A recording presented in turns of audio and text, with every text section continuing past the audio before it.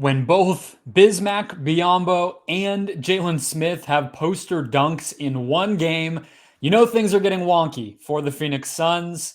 We'll talk about what we can learn from these two games this weekend on the road on the East Coast, what we maybe can't learn, what it could mean for the future. We'll have some fun breaking down this crazy stretch of basketball in the Valley coming up on Locked On Suns.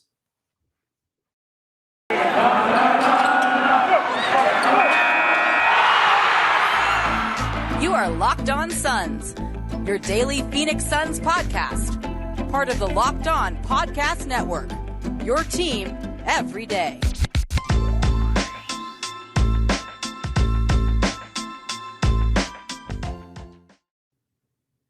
We are back. This is Locked On Phoenix Suns. We are part of the Locked On Podcast Network, and I'm your host, Brendon Kleen. Covering the Suns the past 5 seasons as a credentialed media member, a contributor at Suns.com as well as Dime Magazine. Hello, happy Monday. Thank you for making Locked On Suns your first listen every single day. The best way to support the show is exactly what you are already doing. So a big thank you for that. That is to watch and to listen. So welcome to the YouTube channel. Welcome on Spotify, Apple, wherever you are listening. Thank you for doing that again. And the best way beyond that is to hit that subscribe button right below you, right above you, wherever it may be. Maybe look over at your phone, click in, unlock it, hit subscribe, hit follow, and join along for the ride. We're here every day, and we have a lot to talk about. So let's get right to it. 123-108 Suns loss to the Boston Celtics on Friday, followed up with a massive spanking of the Charlotte Hornets here on Sunday night a few moments ago. As I'm recording this, 133-99.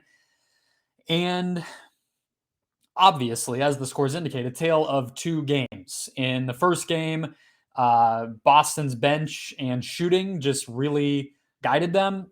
They shot 54% from the field, but most importantly, they were 37% from deep. Josh Richardson, Romeo Langford, Peyton Pritchard just lit them up. They scored 46 points off the bench compared to, in the competitive part of the game, single-digit bench points for the Suns. Obviously, Marcus Smart and Jaylen Brown and everybody. It just, everything was clicking for the Celtics, and the Suns were never quite able to get their arms around things in that game. Early game, 11 a.m. local time, 1 a.m. or 1 p.m. Boston time. They cut it to 12, I believe, in the third quarter, and then Boston just blew it back open, and they were never able to cut it. They were never able to really get within striking distance. Phoenix, Jalen Smith in that game, 5 fouls, so they had to play Emmanuel Terry a lot. They had to go small quite a bit with Ish Wainwright. So sort of a worst case scenario game, followed by on Sunday, a best case scenario game. Jalen Smith, not in foul trouble, has an incredible performance, 19 and 12 for him, continues to just rack up double doubles with his energy and the open shots that he's getting. And most importantly, the three-point shot, the three ball just completely came alive for the Suns, and 17 of 41 for them. It's where I want to go. It's where I want to go with these thoughts, because if there's anything that I think ties these two games together with how different they really were, it's the importance of shooting and the fact that frankly, first and foremost, it decides a ton of games in the NBA these days. And that's the reality. And this weekend was sort of a gut check for that for the Suns. You cannot severely lose the 3-point battle in a game and expect to win. Maybe you can lose it here and there, but for the most part, you're going to need to equal or improve upon your opponent's 3-point percentage to be competitive with them and beat them. I mean, Chris Paul maybe knows that better than anybody with the way that the Houston Rockets fell by missing those 27 in a row. It's just really hard to dig yourself out of that hole if it gets there. And that's what happened on Friday morning. 31% for the Suns, 37% for the Celtics. And the Suns actually made one more three, but when you just miss 24 shots like that, you allow the opponent to capitalize, you allow the opponent to control the pace of the game, and you allow your opponent to constantly be attacking a defense that is not set. And that's what we saw. On the other end, of course, the Suns lit up the basket on Sunday. And I think that's obviously the that's closer to what we should expect to see from this team. And that's kind of the most exciting part of this thing. Yes, Jalen Smith caught a pass on the roll from a quick side pick and roll in transition from Chris Paul and ended Mason Plumlee's life. And of course, we will talk about Jalen Smith later on. We will also talk about the other posterizer in this game, which was Bismack Biyombo, who made his sudden debut after, on the last time I talked to you guys, we didn't even know if he was, we didn't even know he was on anybody's radar in the NBA. And now here he is, getting a nice dunk of his own in traffic to the tune of 11 points and 6 rebounds, a plus 19 for Biyombo. So nice little coming out party for him on his former home floor where he played for several seasons in Charlotte. We'll get to all of that. But the three-point shot, it's going to look more like this for the Suns than it will what happened on Friday. And that should be, everybody should be getting up and clapping about what we just saw them do to put the beat down on the Charlotte Hornets. That game is not out of the ordinary for the Suns, and that's what's so exciting about it. You even consider that Devin Booker was only 3 of 9. Chris Paul was only 1 of 3. It was really the role players who just completely ate tonight. Cameron Johnson, 3 of 6. Mikal Bridges, 3 of 5. Cameron Payne, 2 of 4. Landry Shamet, 5 of 8.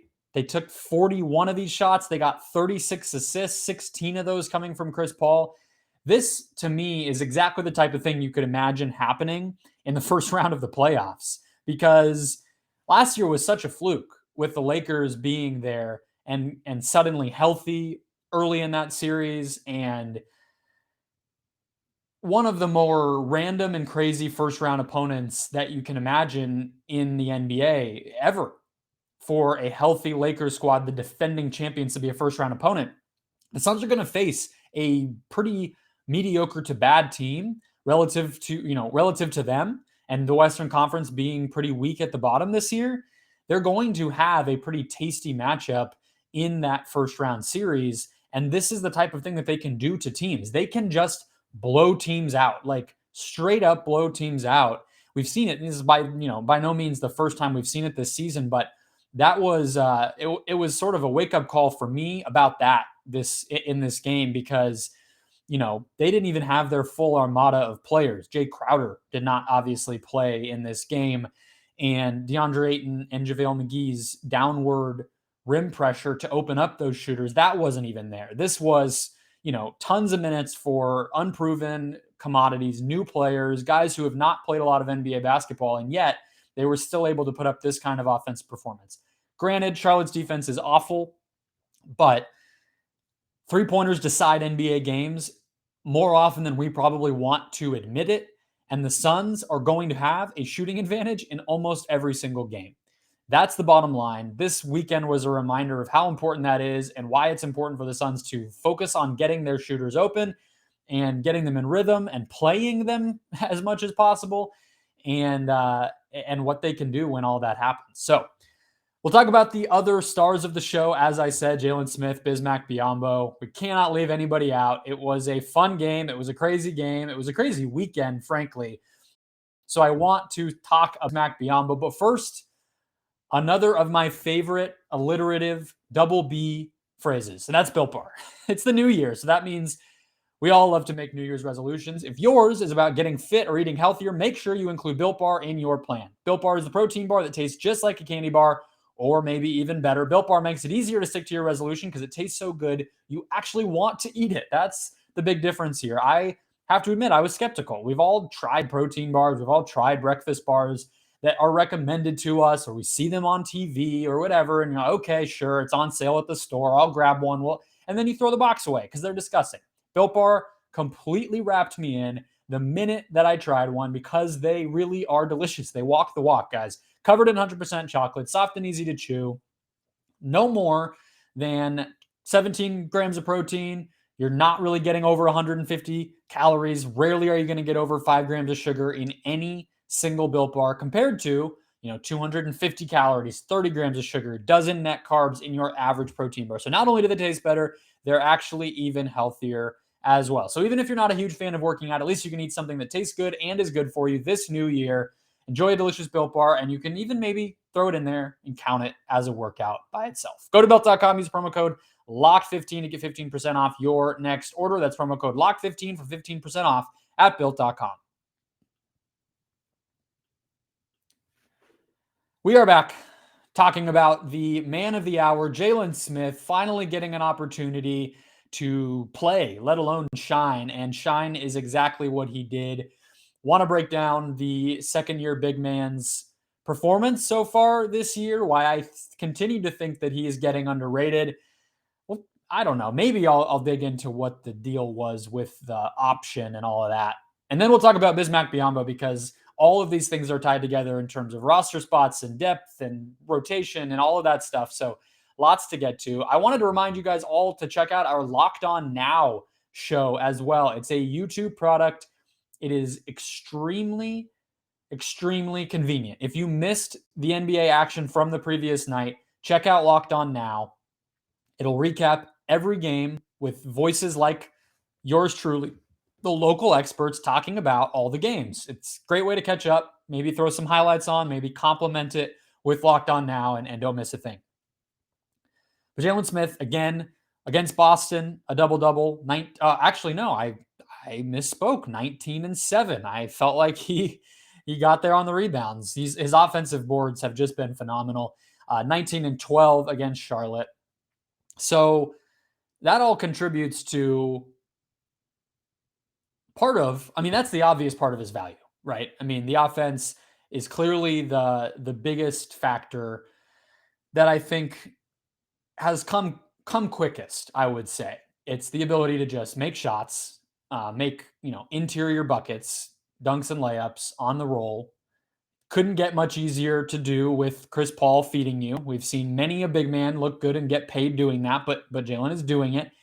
Not just the poster dunk, but all sorts of different ones inside. And then, of course, the offensive glass. And that's the place. The rebounding was the number one, probably best thing about him from the moment that we ever saw him at Maryland in his freshman year, and then he improved upon that in his sophomore year. And if you're building a case about him and what was going to work in the NBA, you probably were not going to say many things before you started mentioning his rebounding, because it was so off the charts good. So that's not necessarily a surprise, but it's still worth mentioning. He's rebounding 17% of opponent misses so far this season. That's astronomical. I mean, that would be the top of the top in the NBA if it were to be, something he actually did for a full season. Now, I don't anticipate that. You get into a scouting report, basketball goes back to normal, and you're not playing against backups and whatever. And some of the stuff that's going on now would not sustain. But nevertheless, it's pretty incredible. And it's not just from this stretch. It's for his whole season. He's played, outside of this stretch as well. But just for reference, Steven Adams this season is at 17.1% offensive rebounding.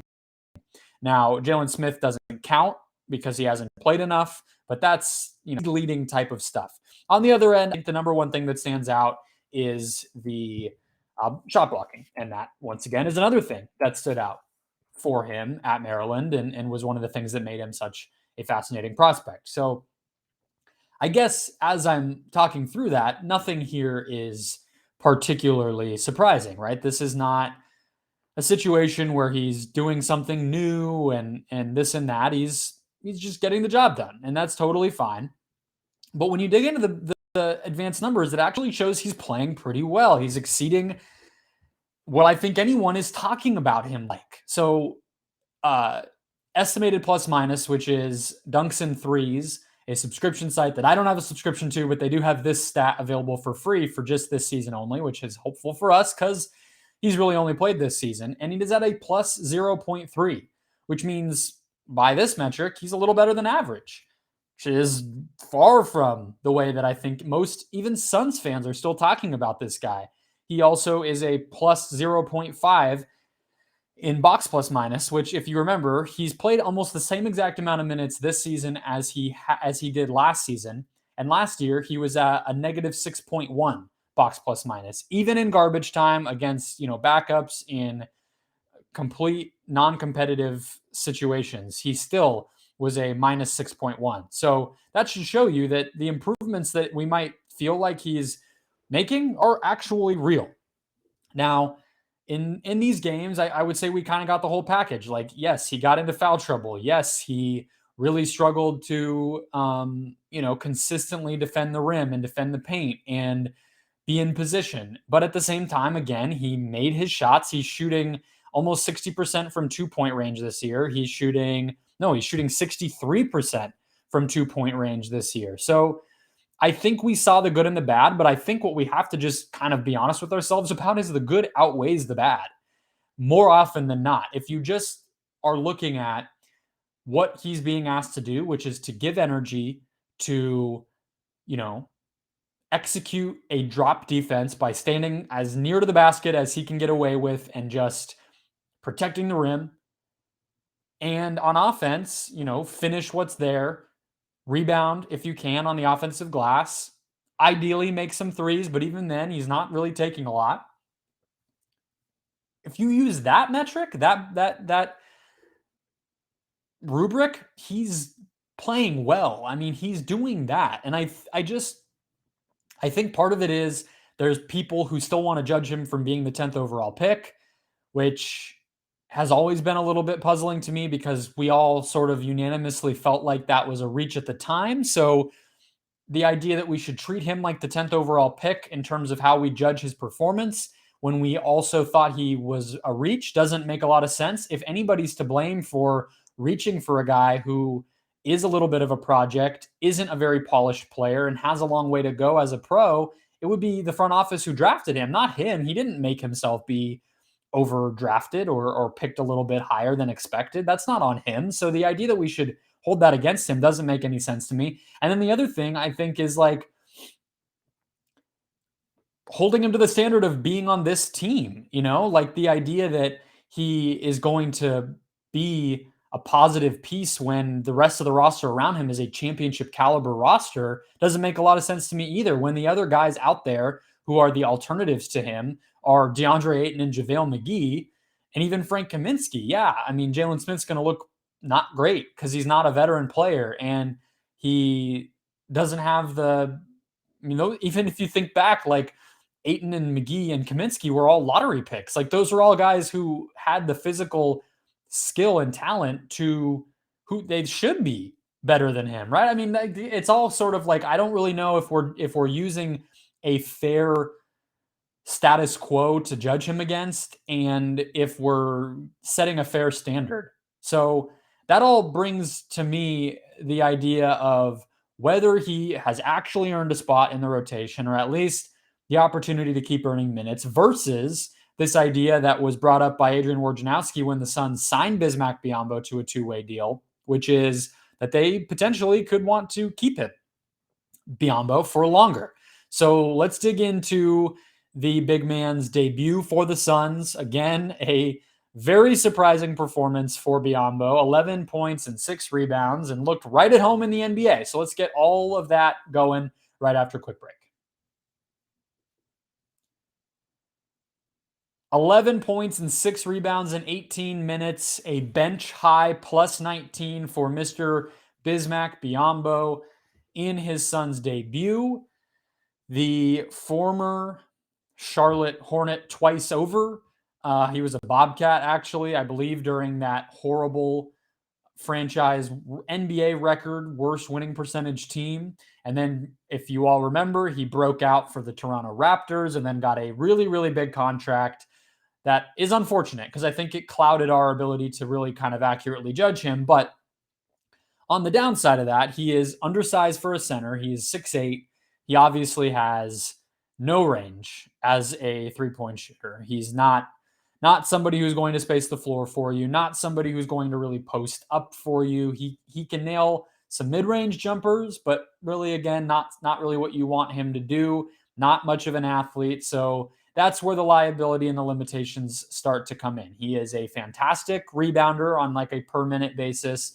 And we saw that today with him and Jalen Smith out there. The Suns, were able to lean into that as a real strength. And then you throw in the fact that somehow Cameron Johnson has been getting on the offensive glass, 3 apiece for Jalen Smith and Bismack Biyombo in this game. And then Cameron Johnson has 5 across the past 2 games himself. And the Suns have been in double digits on the offensive glass 2 games in a row.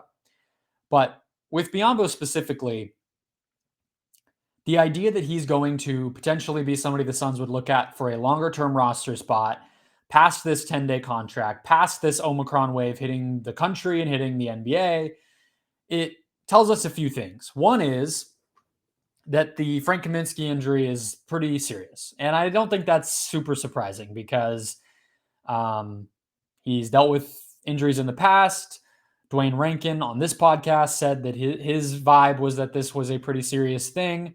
And he's already missed, double-digit games easily since he first went out, Kaminsky. So that's one. They feel like they need to replace that roster spot, which was already necessary because Dario Saric's roster spot was going to waste while he recovered from his ACL injury.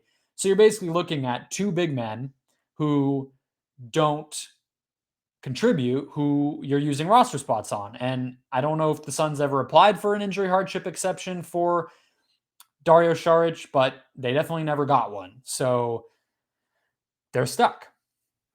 And that's understandable. The idea that with all of that in mind, you would want to find another big man just to be a body, for you in case you are down to a situation like this. And it's not going to be COVID every time, but when DeAndre Ayton was hurt, they had Kaminsky and McGee back then.